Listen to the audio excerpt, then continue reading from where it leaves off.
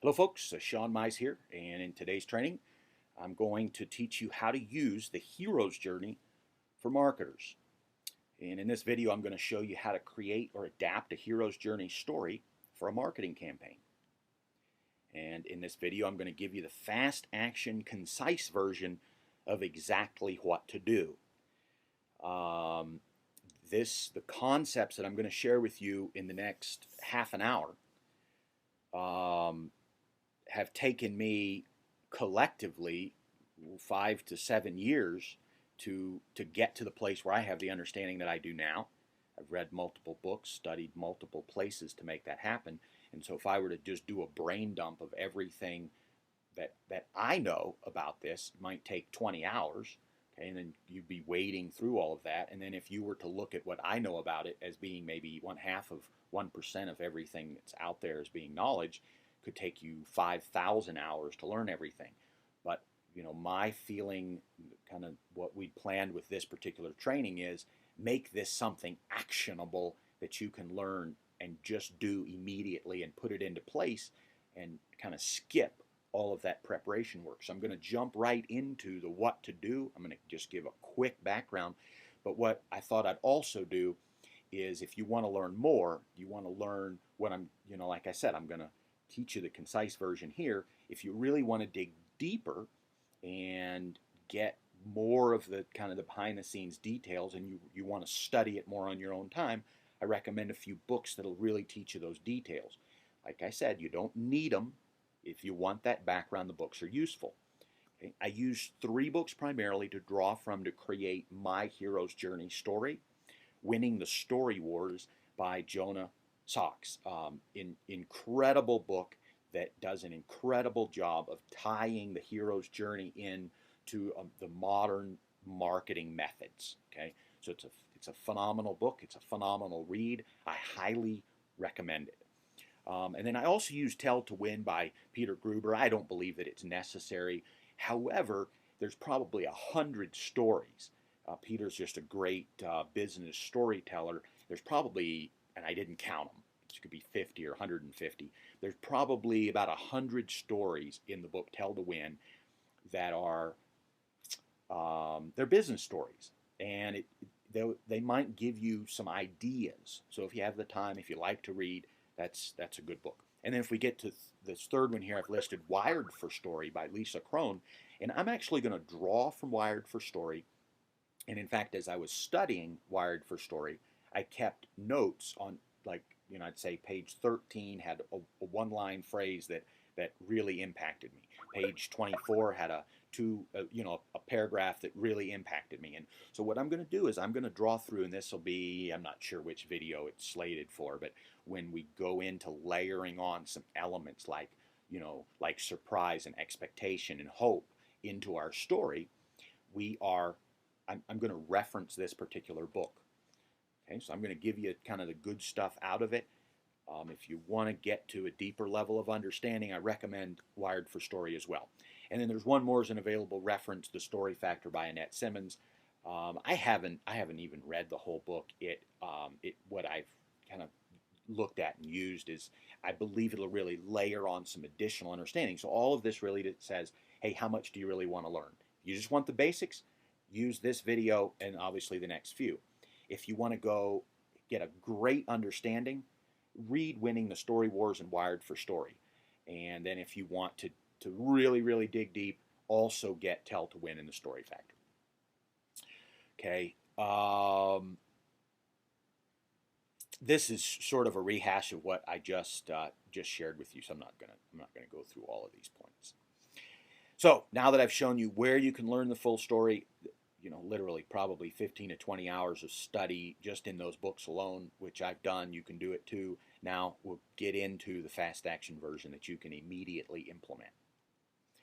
Okay, the idea with the hero's journey is the age-old story model discovered in modern times by Joseph Campbell, and he describes it like this. Okay, and I'll tell you what, Joseph Campbell wrote a book on this, and unfortunately I don't have it in front of me. And just a quick Google search and you'll have that book. And in fact, a quick Google search on the hero's journey plus Joseph Campbell, and you'll get a visual depiction of what I'm getting ready to show you right here. And I didn't want to put that visual depiction in here for trademark purposes. So I just want to be able to teach you that if you want to see this as a picture, then just Google Hero's Journey plus Joseph Campbell. So the concept here is we start out with what he calls an ordinary world. The hero or the character is called to adventure. So if we want to use if we want to kind of use I won't do any examples. I've got some that are posted here later. So just kind of say the hero is called to adventure. It says, hey, do you want more than the ordinary world provides?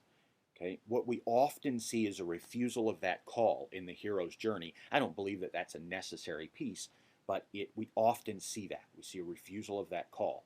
Okay, and then what happens is through that call to adventure, the call is being made by the mentor. Okay, and so the mentor comes in and he says, this is what you can do. We can pull you out of this ordinary world and develop you into something better. The hero, okay, who's the action character, says, okay, I'll finally accept that call. Maybe there's a few refusals. I'll accept that call.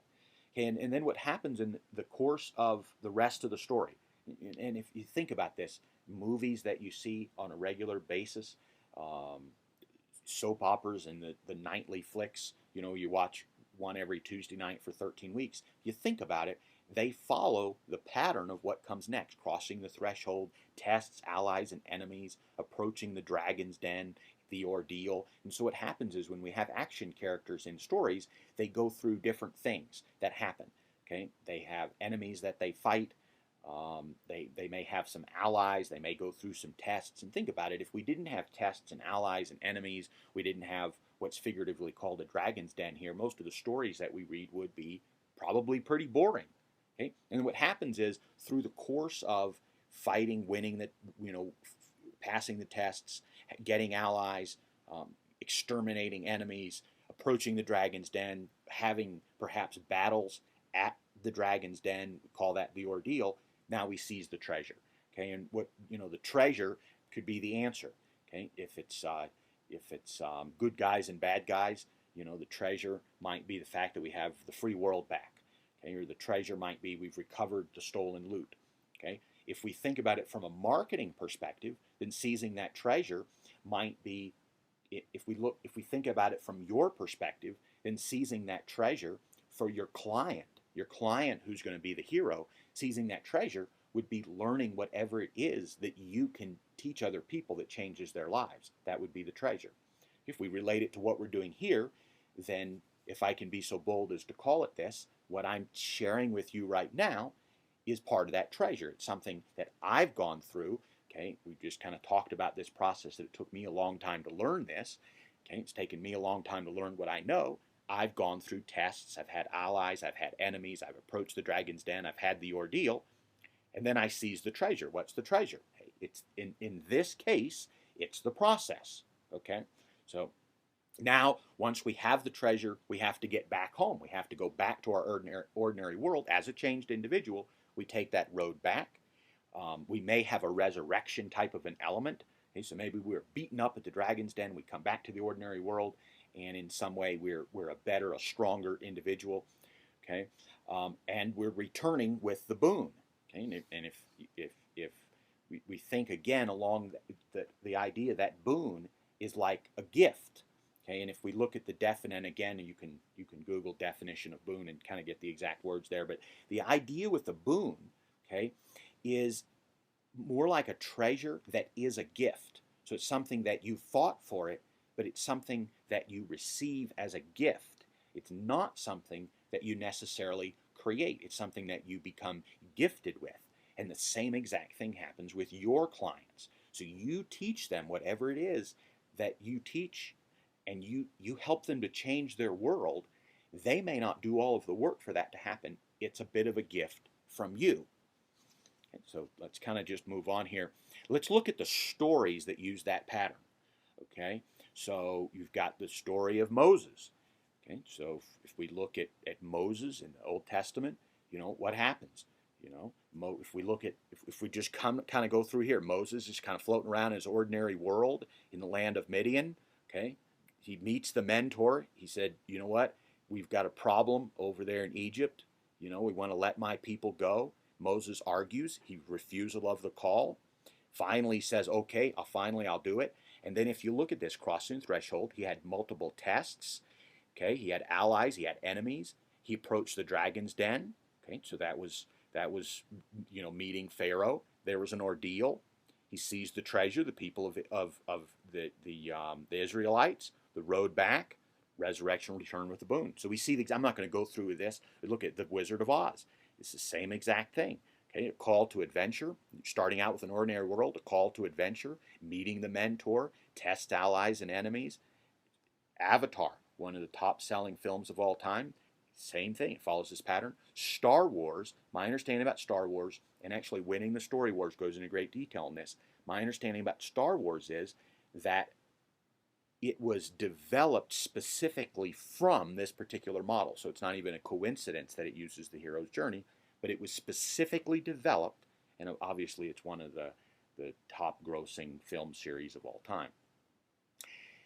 This pattern, this hero's journey pattern, is an age-old pattern that works every time to inspire interest, and keep people guessing until the end. When you use it in your marketing, it enthralls your prospects just like it enthralls people who read and watch the stories in the previous list. So our goal in our marketing is to be able to create a story that positions our prospect as being the hero, positions us or a third party as being the mentor. We're going to take our prospect or our hero cross the threshold through tests, allies, and enemies, help our prospect or our hero approach that dragon's den, go through the ordeal, seize the treasure, and return with the boon. And what happens is it takes your client from being ordinary to being something greater than ordinary as they go through this process. And when you build this story that shows them as being that hero, they want, if you position it correctly, they want to go through this process and this challenge just like you're going through it with me so that they can become a better individual. What happens is when we use this story to sell, instead of selling using persuasive, hypnotic, sleazy means of begging, pleading, and ordering people to buy from us, instead, we put them in a position of being that hero. They want to go through this challenge, and they are asking us if they can join versus us begging them to buy. So it's just a bit of a switch in the position of our marketing, and what will happen is everything you do will be stronger. The articles you write, the blog posts you write, the attraction prospecting that you do, the emails that you write, your sales material, and then even the final delivery of your product will be stronger and more persuasive as a result. So to create your hero's journey, we're going to start with the end in mind. We're going to start with the return. What does your prospect want to return with? Okay? What do you want your prospect to return with? And this is going to be individual to everybody. And so take out a sheet of paper and start writing. And this is something that may take you the next few days to do. But what should your prospect want to return with? Let's say that you're in the health niche. You know, what do you want your prospect to return with? Better health. What does that look like? Does that look like an elimination of some symptoms? Does that look like maybe some weight loss? Does that look like more energy? Hey, let's say that you're in a professional area. Let's say that you help people with communication. What do you want your prospect to return with? They're better able to communicate. They're better able to communicate with their wife or their husband. They're better able to communicate with their children or their boss. Okay, let's say that you're in some kind of marketing. What do you want your prospect to return with? You want them to return with perhaps the ability to be better marketers, the ability to create better websites, whatever the case is. So think about your niche. What do you want your prospect to return with? And what does your prospect want to return with? What tests or processes have to occur? Okay. What does the ordinary world look like? What kind of story can you write? And so you're going to begin to think about these things. And I want to be real careful here that I don't seed you in a certain direction. I want you to do this. But if we think about the health niche, what tests or processes have to occur? You know, maybe people have to go through a process of cutting back or adding something into their diet. Okay, maybe it means adding some level of exercise. Okay? If it's a marketing thing, what tests or processes have to occur? There are certain things that people have to do that are going to be like ordeals for them. Okay, and write those things out. Write all the challenges someone might have in getting success in your niche. Let's say it's relationship niche and you're teaching communication. What are some of the tests that someone might go through when they're learning to communicate? Well, they might not do a really good job of it at first. They might do a really bad job of it. They might have a hard time learning particular language patterns, et cetera, et cetera. So write all those out. Again, I don't want to give too many ideas here because I really want you to think about your niche and try to come up with 10 or 15 tests that people are going to have to go through. What are the problems and challenges people are going to have to go through? What processes are they going to have to go through in order to go from where they meet you to the place where they seize that treasure? And what kind of story can you write? We'll get into that in a little bit more detail over the next few days as we're kind of loading this on. I really want you to be open-minded right now and use paper to write down, what does all this look like? What does their ordinary world look like? What does your client look like now? What do you want your client to look like after working with you for 90 days? What kind of story can you write to play this whole thing out? Note, your story does not need to be eloquent, nor does it need to contain every element. Okay, so maybe it doesn't contain refusal of the call. Maybe it doesn't contain the resurrection. Maybe it doesn't contain a road back. Okay? Maybe we just stop with seizing the treasure. Okay? Or maybe seizing the treasure and return with the boon. Maybe we don't have test, allies, and enemies. Maybe it's just tests and enemies. Maybe it's tests and allies. Maybe it's enemies and processes. In fact, when you're using it in your marketing, you'll likely leave parts out conspicuously so that you can include them in the training you sell. Okay? So maybe you, in your marketing is ordinary world through crossing the threshold, and you just lightly talk about everything else, but you don't reveal what all those tests and enemies are going to be. Maybe you reveal what the tests are, but not the solutions to the tests. So you may leave some pieces out to use as suspense elements that you can sell. So I've kind of marked this down as a reminder to myself, some of the ideas, and I've already used them. So we'll kind of skip there. Think about telling a story from one of three perspectives. And actually, I think it would help you if you'd think about it from all three and then ask yourself, hey, what do I like best? Your prospect as the hero. So if your prospect is the hero, okay, your prospect will get called to adventure, called to become better, called to become a better communicator, called to lose weight, called to become healthier, okay, called to become a better marketer.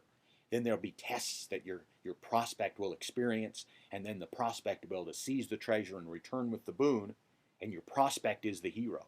Okay? Or you can position yourself as the hero turned mentor. Okay? And this is really good if you've done what you are teaching other people to do. So keep in mind that you're probably in one of two categories. You've either done what you teach people to do, or you have experience teaching other people how to do it. You may not have done it yourself, but you've had experience teaching other people how to do it. Okay?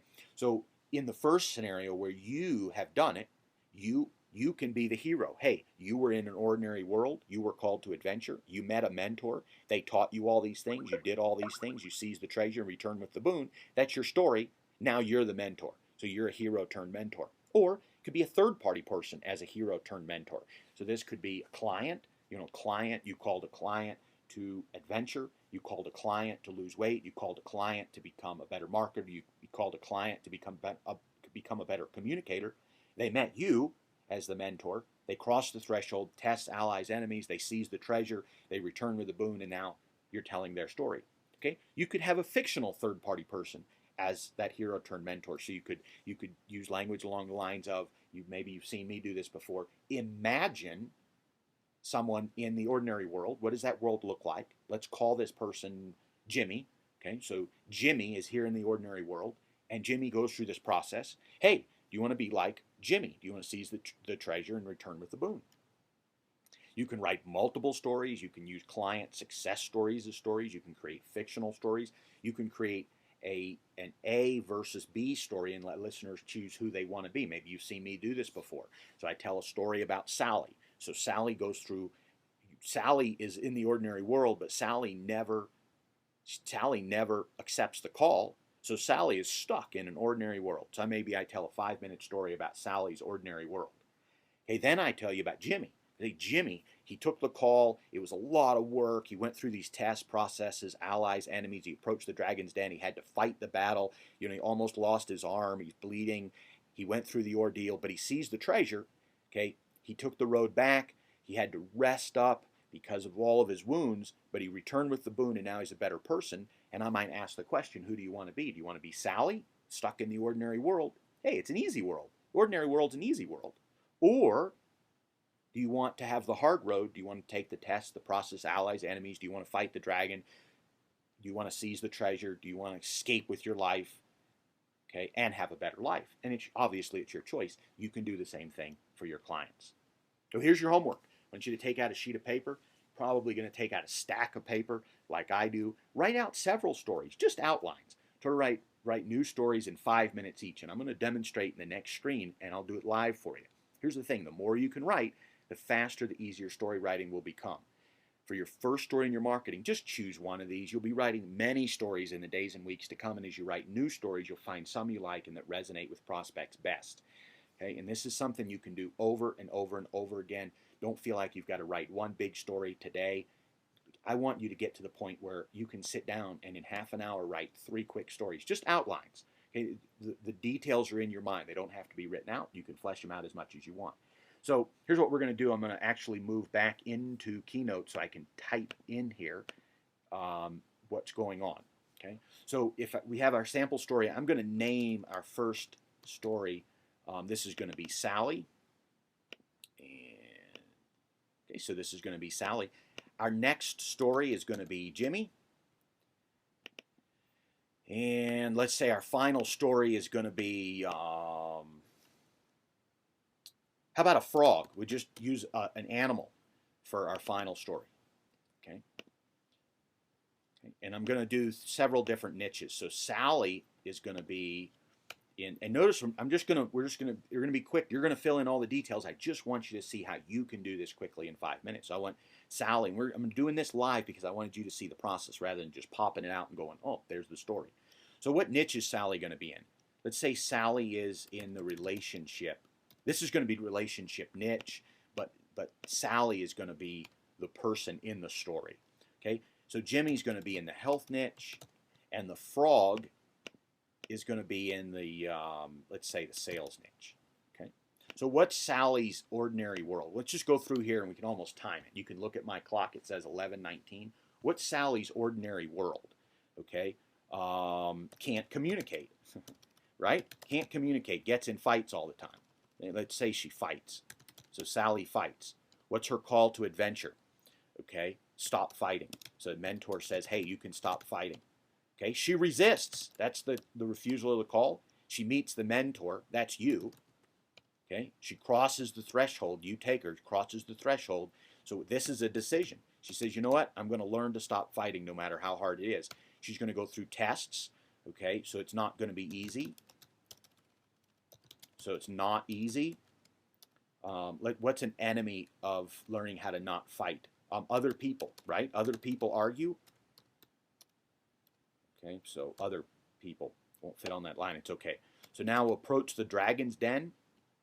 Okay, so this is going to be, Sally has a scenario where she's, like an ultimate test.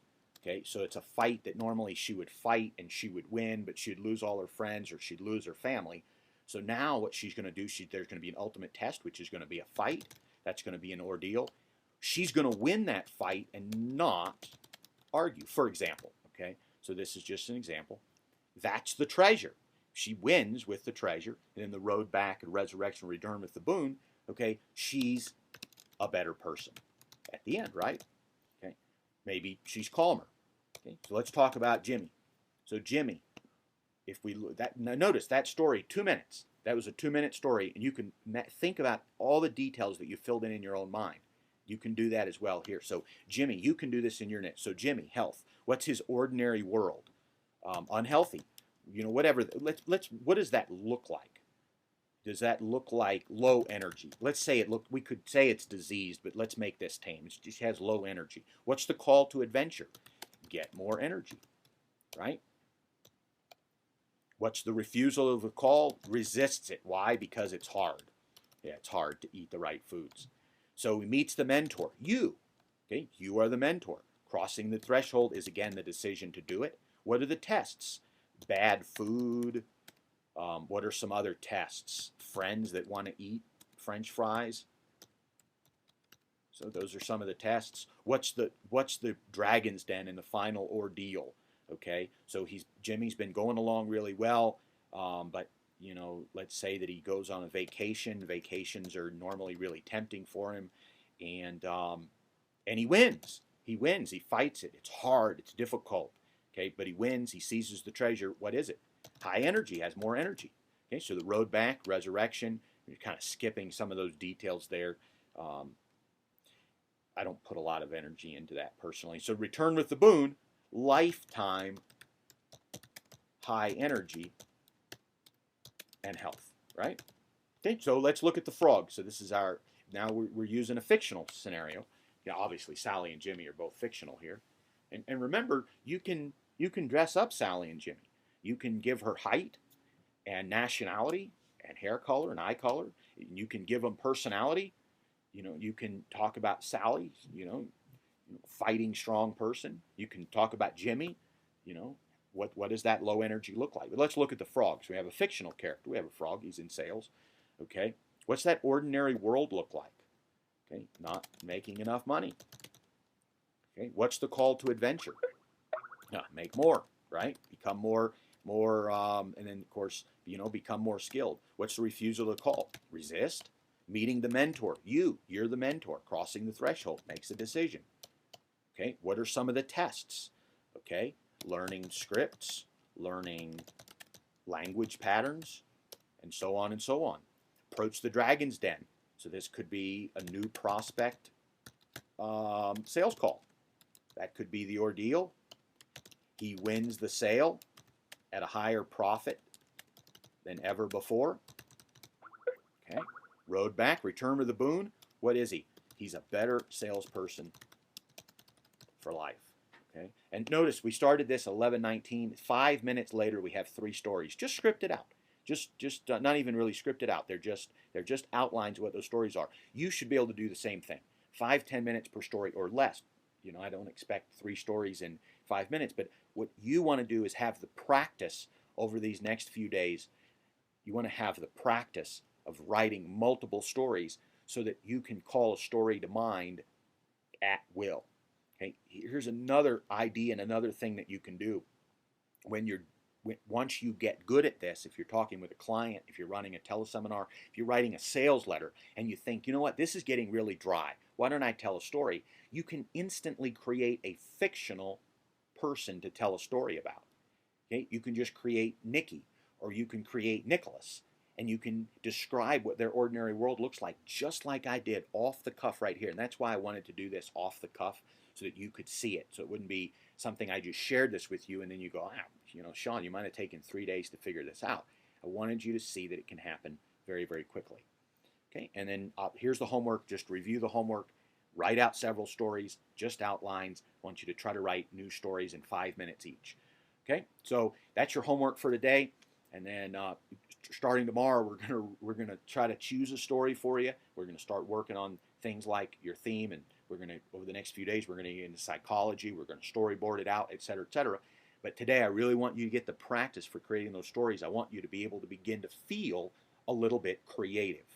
Okay, so there you go. That's your homework, and we'll kind of leave you with that.